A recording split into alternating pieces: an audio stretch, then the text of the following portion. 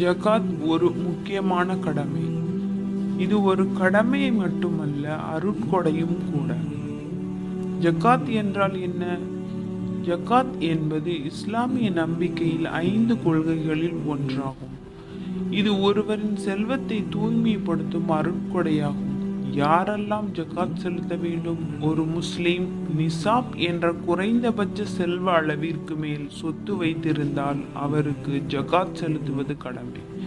இது பொதுவாக 85 கிராம் தங்கம் அல்லது 595 கிராம் வெள்ளி மதிப்பிற்கு சமமானதாக இருக்கும். எவ்வளவு செலுத்த வேண்டும்?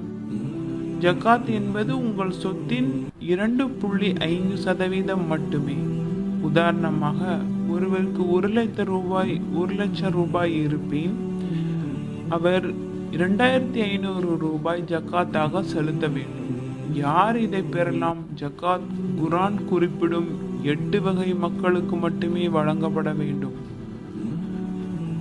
ஏழைகள், வாழ்வாதாரம் இல்லாதவர்கள், தீவிர தேவை உள்ளவர்கள், அடிப்படை தேவைகளே இல்லாதவர்கள், ஜகாத் நிர்வாகத்திற்கு பணிபுரிபவர்கள், புதிய முஸ்லிம்கள், இஸ்லாத்திற்கு அணுகி உள்ளவர்கள், அடிமைகளை விடுவிக்க துன்புறும் அடிமைகள், கடன் வாங்கியவர்கள், கடனில் சிக்கியவர்கள், இறைவழியில் பாடுபடும் மக்கள், செல்ல வழியில்லாத பயணிகள், இவர்களுக்கு கடமையாக்கப்பட்டுள்ளது ஜகாத்.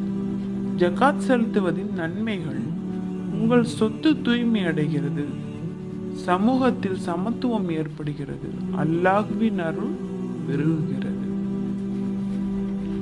நாம் செலுத்தும் ஜகாத் இன்னொருவரின் வாழ்வில் ஒளியாக மாறும். இன்று உங்கள் ஜகாத் கொடையை பகிருங்கள். அஸ்ஸலாமு அலைக்கும்.